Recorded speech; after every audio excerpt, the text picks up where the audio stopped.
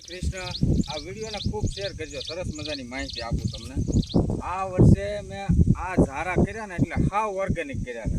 એમાં માત્ર ને માત્ર ગાયનું ગૌમૂત્ર, સાણ, જીવામૃત અને બીજું કોઈ વસ્તુ આપી નથી। આ તમે આની ઊંચાઈ જોઈ જો, આ ઝાર વઢાઈ ગઈ છે, આ તમે જુઓ।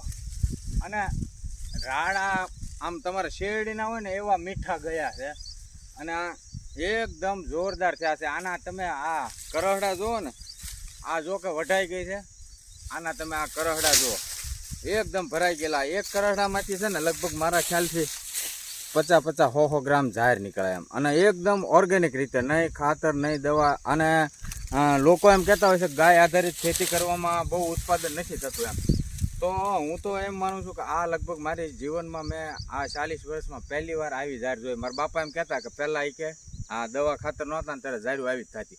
અને ઊંચાઈ જો એની હાઈટ હશે 10 ફૂટ અને ઝારા બહુ સારા પાક્યા છે। તો આ વખતે આપણે નક્કી કર્યું છે, ઓણ ભગવાનની કૃપાથી ઝાર બહુ થઈ છે, એટલે આ ઝાર લણીને આપણે આનું વેચાણ કરવાનું છે। જેને લેવું હોય એ મને જણાવજો।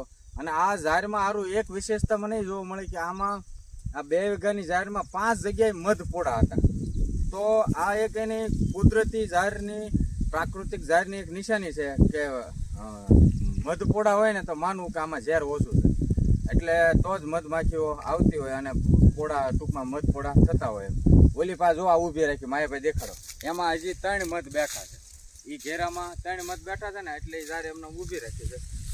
તો મિત્રો, બને એટલી પ્રાકૃતિક ખેતી કરવાનો પ્રયત્ન કરો। આ સાઈડ લાવો માયાભાઈ। તો મારે એ તમને કહેવાનું છે, જણાવવાનું કે બને ને એટલી પ્રાકૃતિક ખેતી કરવાના પ્રયત્ન કરો, આમાં ફાયદો જ રહે છે। કારણ કે હું છેલ્લા 4 વર્ષથી 35% જેટલી પ્રાકૃતિક ખેતી કરું છું, ને આ વર્ષે આ શિયાળુ ઝારમાં હાવ એટલે હાવ પ્રાકૃતિક ખેતી કરી, તો એના પરિણામો બહુ સારા મળે છે અને ફાયદા પણ સારા થતા હોય છે। જય ગૌ માતા, જય ધરતી।